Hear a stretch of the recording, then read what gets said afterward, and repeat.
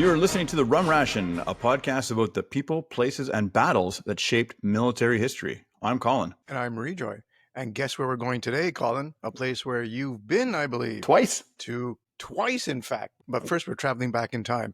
And of course, we do that very often ourselves. We travel back in time. It's true. Me on a regular basis, every hour on the hour. But this time, we are traveling back to 1900 to a dusty bend in South Africa's Modder River, where Canadian soldiers faced their first true baptism by fire on a foreign battlefield. This is a pretty cool story. It's a story about the Battle of Paardeberg. It was a desperate siege, a costly assault, and a moment that forced a young Canada to reckon with what it truly meant to be a country that fights and to be involved in a British Empire that a lot of the ugliness really started to come out about the facts of what happened and how the British Empire was treating people as they were, let's call it, what was it, a naked, aggressive move for rich guys to get control of gold and diamond mines. I mean, it was right out of a, Dr. Evil movie kind of thing. It was some pretty evil shit about the whole Boer Wars. Well, there's a lot of stuff I think we can sort of touch upon in this episode where people may not really be familiar with, terms like concentration camps. Right. And that was the first example. Search and destroy, things that became very commonplace later in the last century, sadly. But a lot of it will find its antecedents here in this war, and sadly, on the side that we always thought stood for right, not wrong. Right. So, and there's also a tie into our recent episode, the Ross rifle, because this is what caused that real crisis in Canadian defense procurement. Being completely unprepared for war. What a shock. What a Canadian tradition. Yes, exactly. It's a great Canadian tradition. Yeah.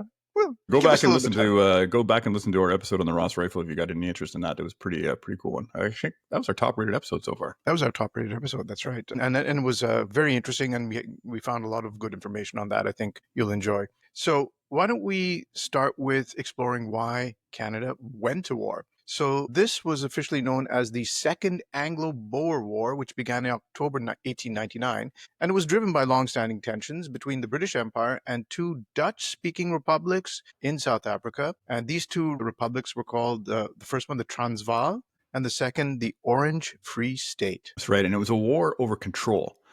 With gold and diamonds discovered in the Boer republics, and Boer is just Dutch for farmer, so people know. And it's been said, by the way, that Afrikaans is not a language; it's a throat disease. If you've ever heard them speaking, but Britain was eager to expand its grip on Southern Africa, which they had kind of taken over reluctantly. Expansion, and they only really wanted the Cape, so they could control the strategic approaches to India. But other than that, they didn't really care. And we can get into that a little bit further. But the Boers, who were these Dutch farmers, were fiercely independent. And kept moving away from, basically their whole expansion is just to get away from the Brits and get away from everyone else. But they were just as determined to resist. So, Rejoy, why don't we start by setting the stage? What sparked this conflict that would eventually draw Canadians into the fighting? Yeah, absolutely. So to begin with, the reason it's called the Second Anglo-Boer War is because of an earlier conflict. Hold on. Wait, I think I might know the reason. Why? Why would it be called the second? It's a very cleverly named conflict, and it was called the First Boer War. So, because in this day and age, you don't want to be confused or have any ambiguity here. It was the Second Anglo-Boer, but they did throw an Anglo-Boer. The first one was the First Boer War, and now we have the Second Anglo-Boer War. So, I mean, for those of you who are into conspiracy theories, we don't know who the First Boer War might have been between, a few other people perhaps. Who can tell? But I think it was because diversity took place, so they had to include all sides. So they decided to include the Anglos. That's a whole different episode in its own right. So the First Boer War took place from the 16th of December, 1880 to 3rd March, 1881. It was short, sharp, and it was a conflict that was fought mainly in the Transvaal, fueled by the Boers, as you said, desire to regain independence from British annexation. Now, what the Brits didn't expect, which would become a common theme during this whole time period, was a surprising Boer victory at a place called Mayuba Hill on the 27th of February, 1881. I want you guys all to remember that date, 27th February, 1881, because it will come back. So when this war was concluded, the British agreed to grant the Transvaal limited self-government.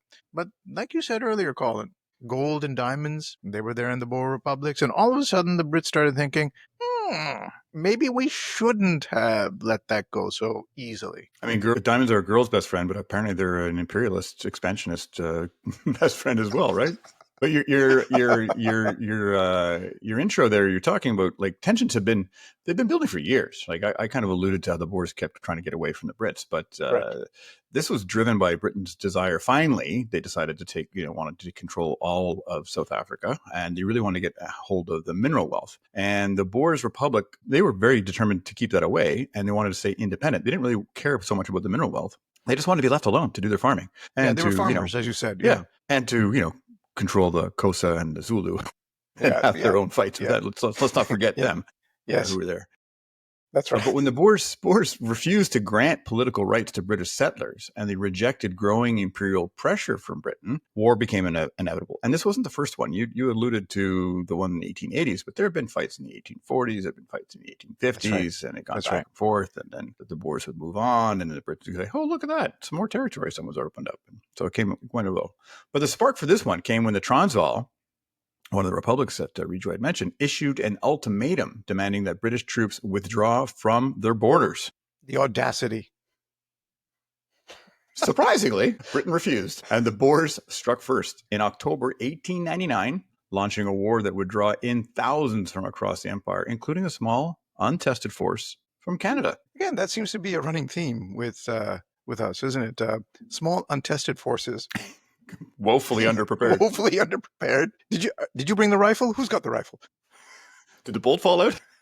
Oh, I put it in backwards. Don't worry. How many bent cartridges do you have this time? And of course, again, par for the course. The way these wars tend to go for Britain at the beginning of it didn't go all that well. December 1899, to their utter shock and horror and surprise, they suffered a string of humiliating defeats. Because remember, it's a professional army that's been deployed, and they're fighting farmers. It's also, do you want to give people an idea of the size ratio in terms of forces, the numbers?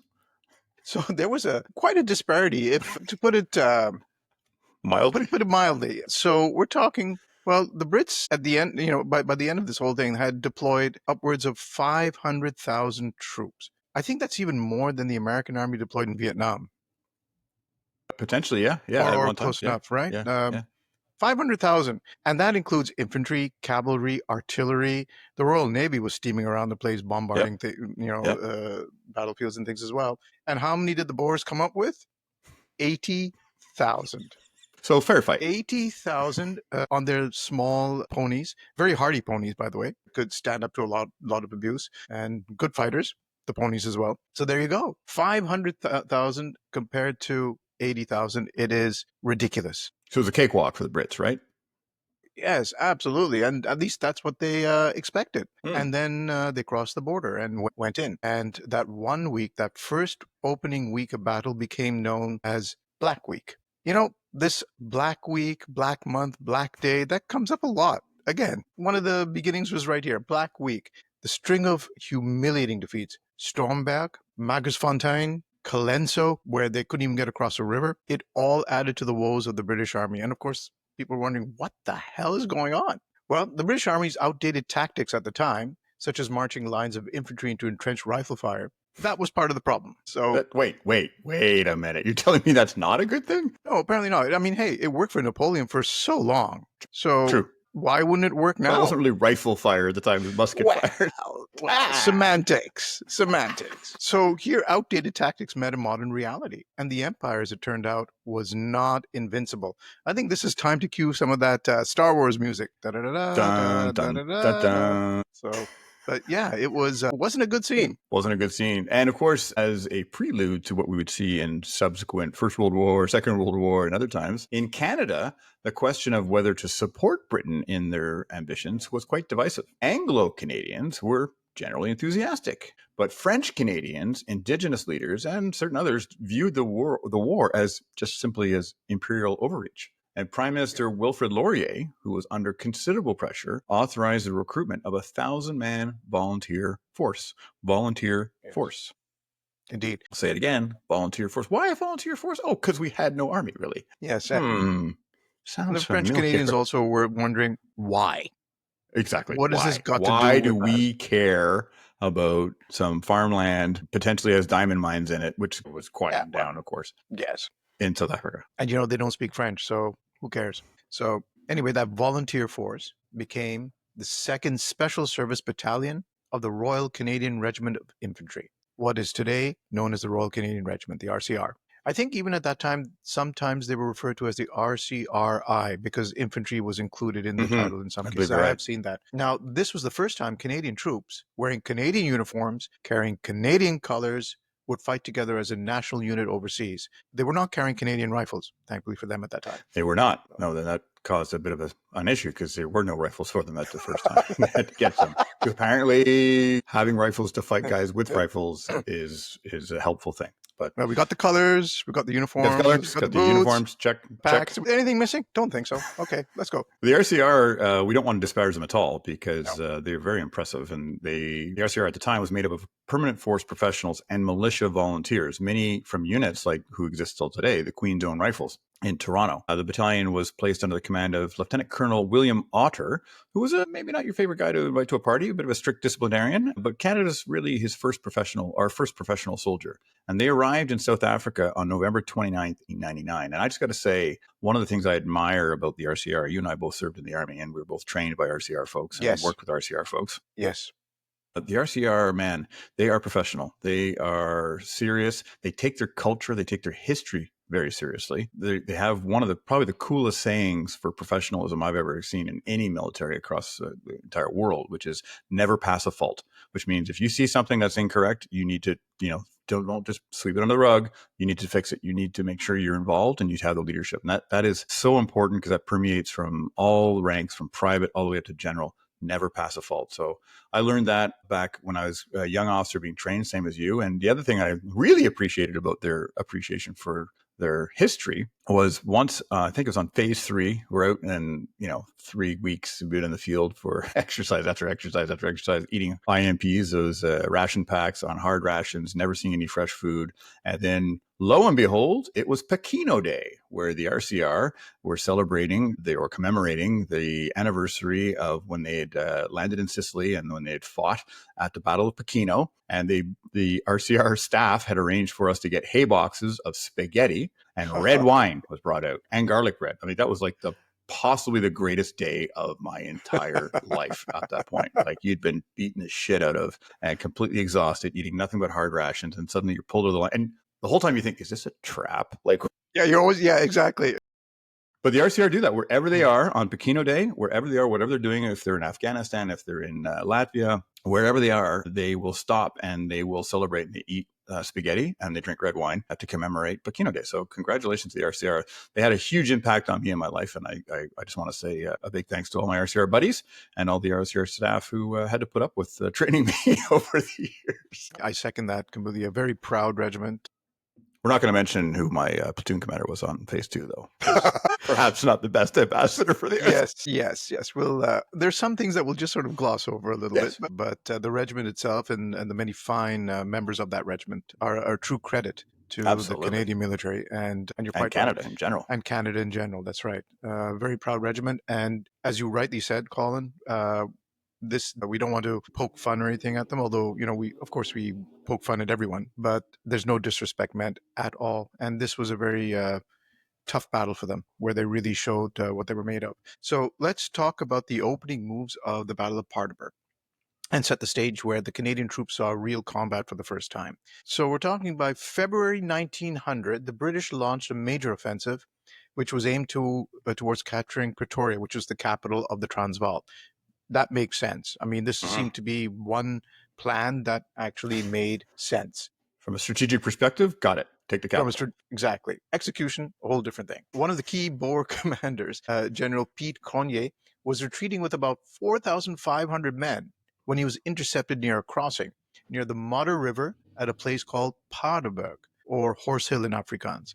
The Afrikaans, sadly, is one of the languages I don't speak. Otherwise, I would have waxed eloquent on the various meanings and correct pronunciations, but I think I'll just mangle it like everybody else here. Again, as my buddies taught me when I was in South Africa, it's not a language, it is a throat disease.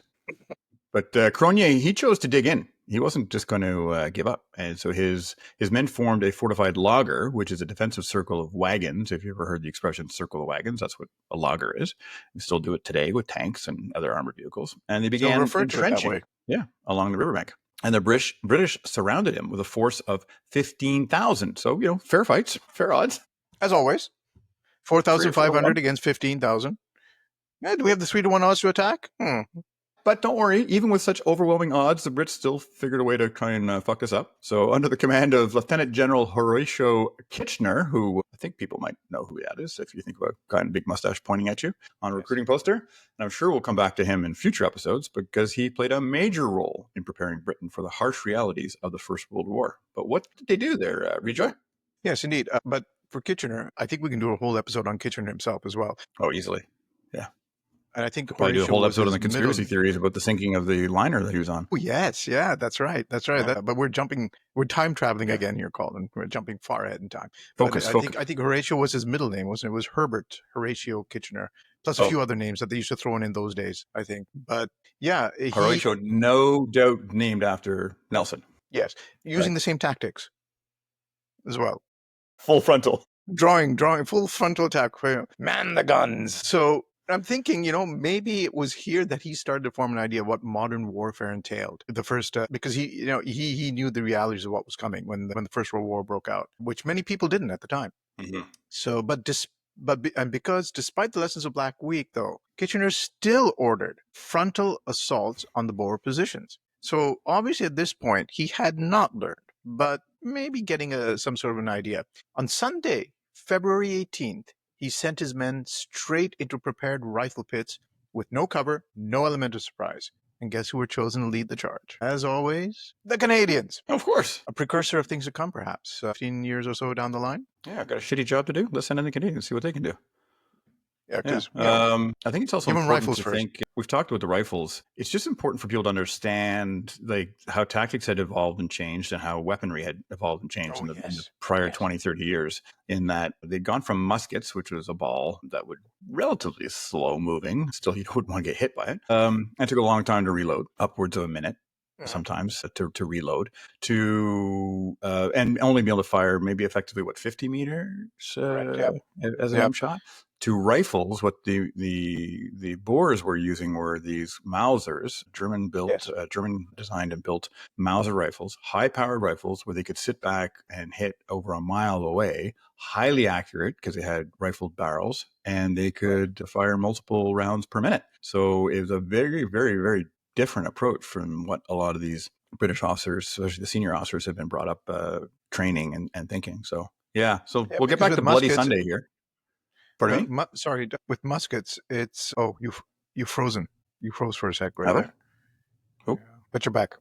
Okay. You're saying about muskets, right? So the thing about the muskets, of course, is not being aimed weapons. Yeah, they relied on volley fire.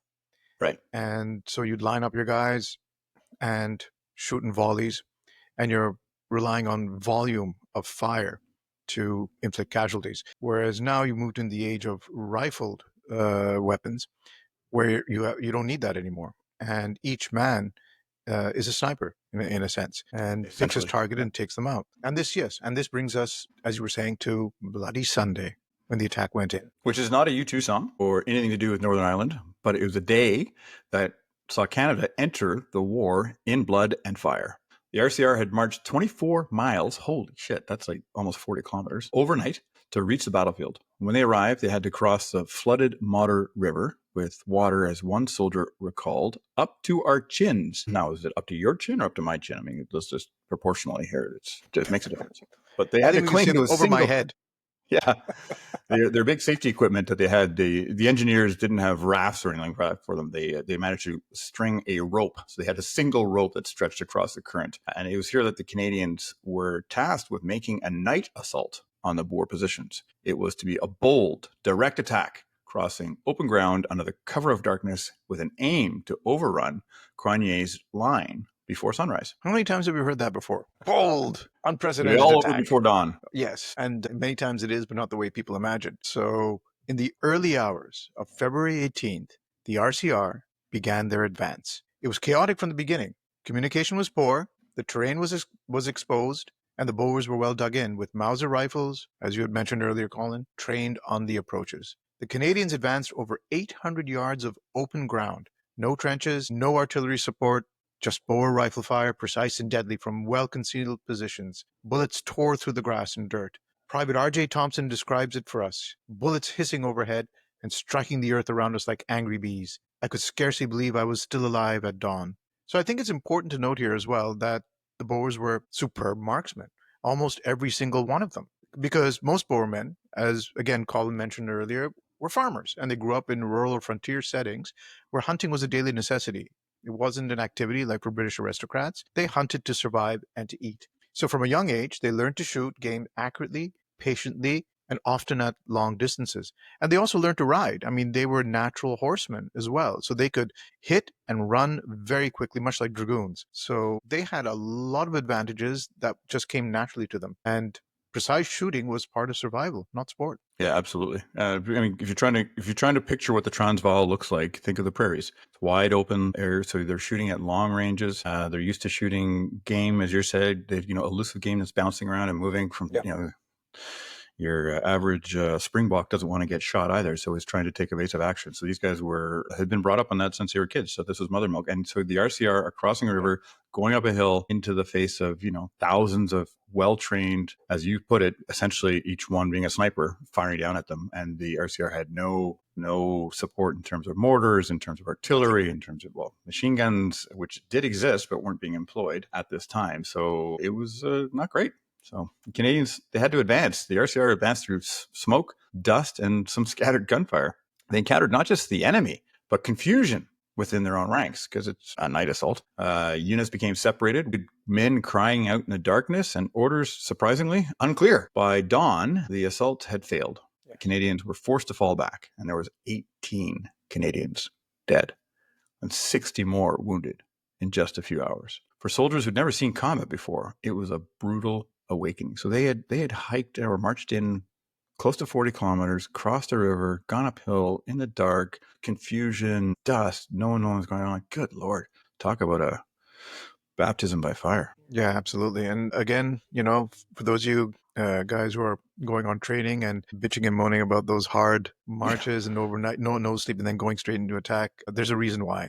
It's based on past experiences. And so just imagine what these guys are going through. And let's not forget, they're in South Africa. It's not exactly, temperate conditions as well. So we haven't even talked about No, it's South Africa. And what time of year this is? This is the heat of the summer.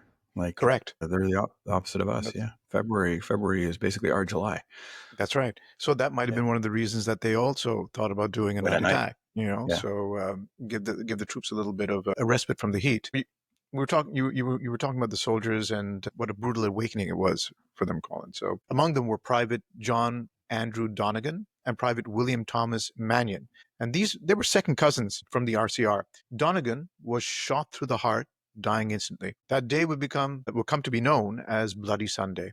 The British suffered over 1,100 casualties, the worst single-day loss of the entire war. And the Canadians, as Colin mentioned, had lost 18 men killed and 60 wounded out of just 303 engaged. So again, the ratio there is just 26% casualties. 26% casualties of the Canadians. That's pretty brutal. And that was me looking off to the side to use my calculator. If anyone thinks I'm a math genius, I'm not. But on the following day, Father Charles O'Leary, who was the RCR's battalion chaplain, he buried the 18 Canadian dead in a single grave, and he conducted both Catholic and Anglican rites side by side. I think it's probably a good place for us to pause. You always like taking the most depressing spot in the podcast and then bringing in the fantasy sponsor segment, don't you? So we're gonna pause here for our ever popular, because if we actually had a sponsor, this is where we'd plug them. This is the wish we had a sponsor segment.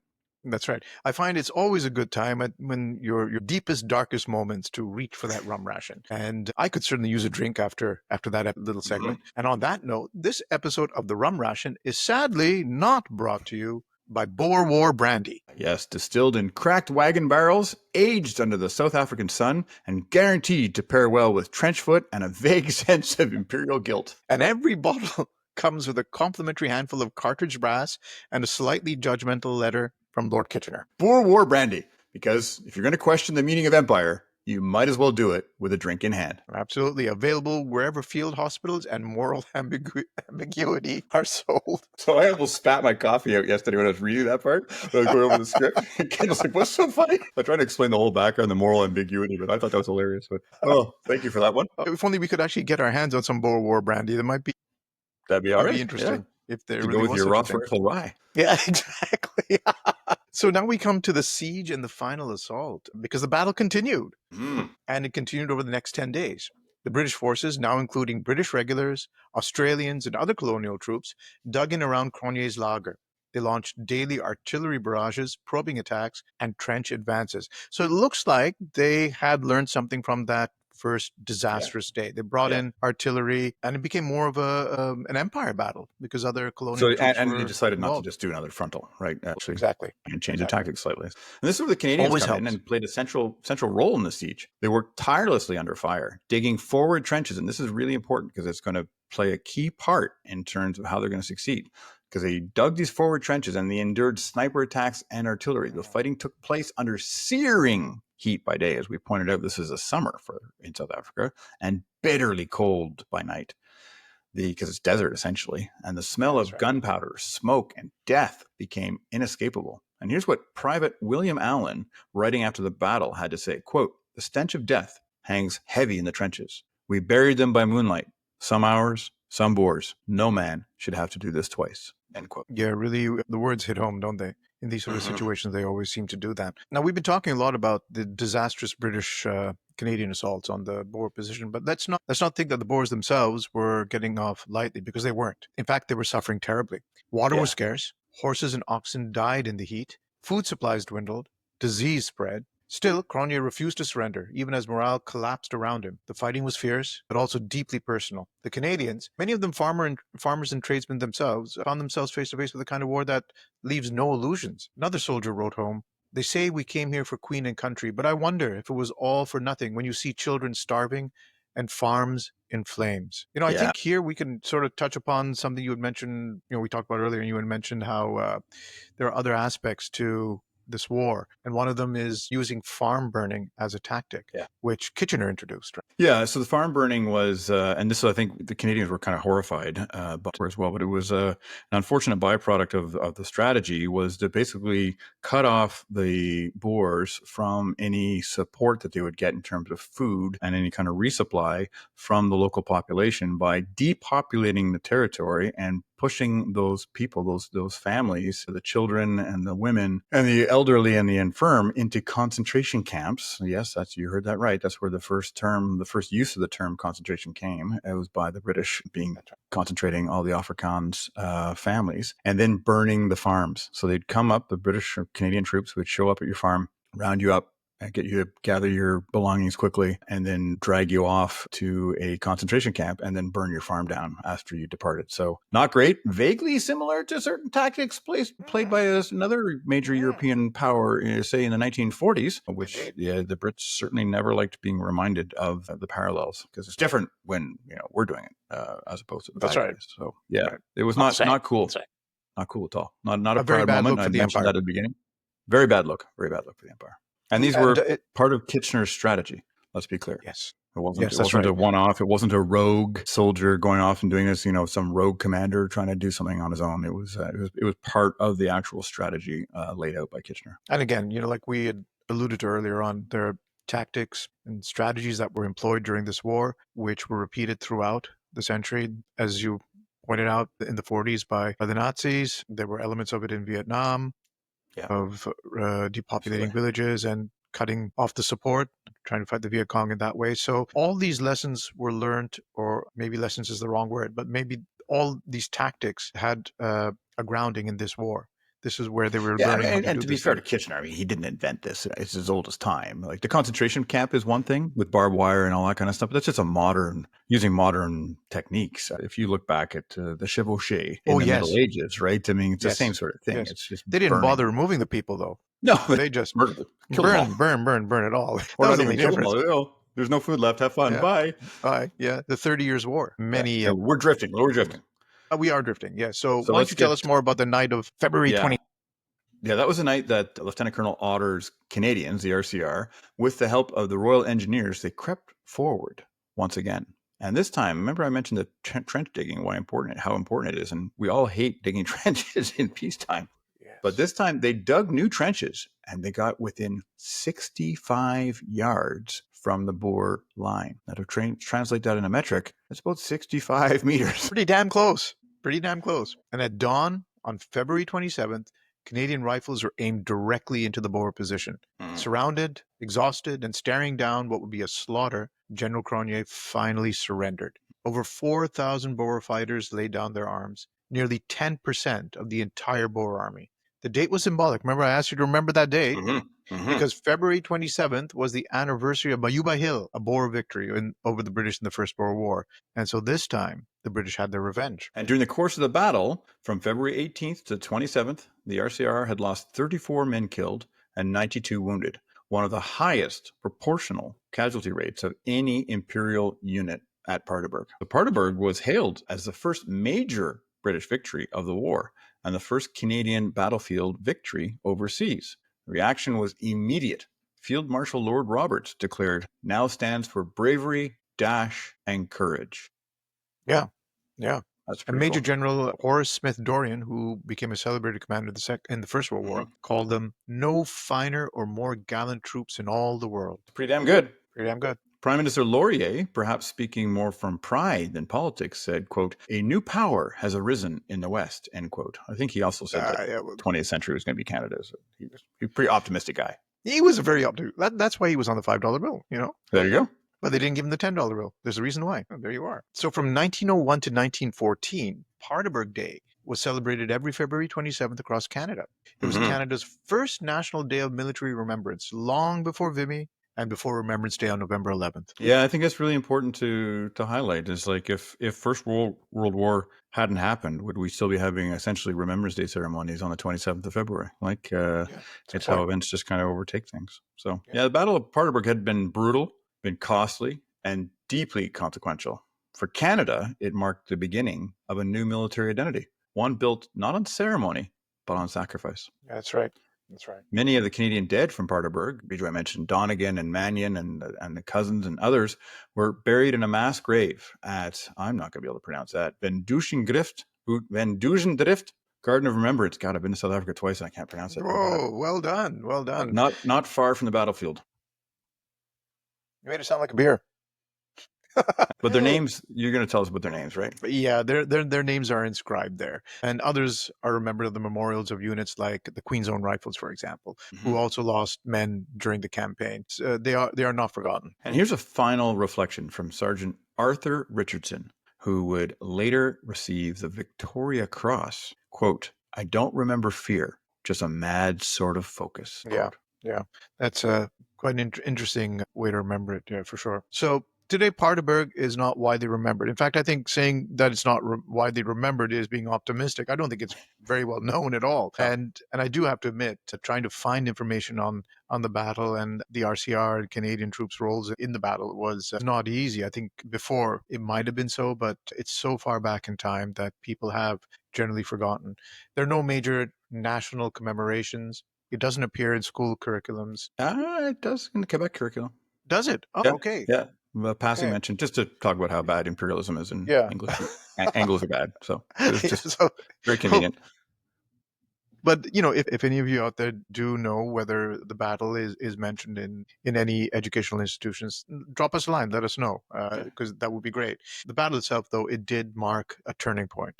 Right. It was the beginning of Canada's evolution from a colonial appendage, essentially, to a nation with a growing military identity, one that would be tested again at Vimy, Dieppe, and Kandahar. And it was also, the Boer War was a bit of an eye-opener for the British Empire itself. And there was a lot of discourse and there was a lot of unrest about the tactics and the strategy, particularly with the concentration camps and the farm burnings. And there was a woman called Emily Hobhouse, who was an activist who traveled to South Africa to really highlight what was going on and to bring the attention to the British public. And it was the start of the Scouts movement. Anyone here who's been a Scout or a Cub or a Venturer or a Rover or a Brownie or a Sparks or whatever they are, it was all Lord Baden-Powell who took on he saw there's a couple of reasons why he wanted to start the scouting movement. One was to try and change the tactics that had been used by the British Army in South Africa and really instill that. He was so impressed by how the Boers, who were not a professional force, were basically kicking the ass of the professional force of the Brits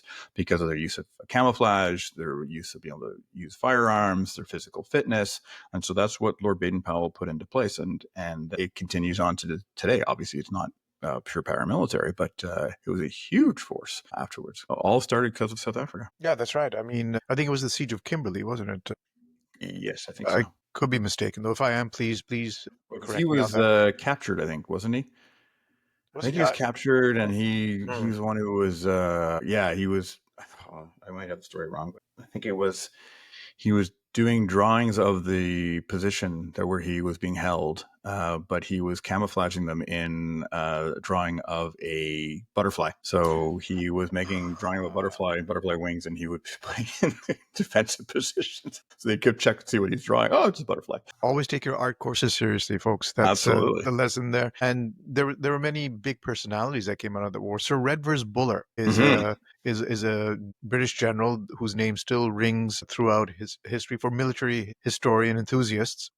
Yeah. When he's Winston the one who, Churchill certainly made a name for himself yes, he did. as a journalist there, also Yeah. taken prisoner, a very daring escape. And decided he wasn't going to stick around and made it out. Lots of big names. And of course, what it did do is, aside from everything else that you mentioned, Colin, it launched an inquiry within the British Army, and the reforms that they started putting into place would pay off dividends in 1914. So everything changed, really. Yes. So the Canadian War Museum, it actually has an exhibition on South Africa and the South African and First World War, both wars. It states in the exhibition, Canada's contributions in these overseas wars led to a growing autonomy and international recognition, but at great cost. I think that's Yeah, that's very right. true. And Very apt. absolutely. And Paardeberg was part of that cost. It was a place where young men learned what war truly meant and where Canada began to understand its place in the world, not as a subject of empire, but as a country with its own story. Yeah, that's right.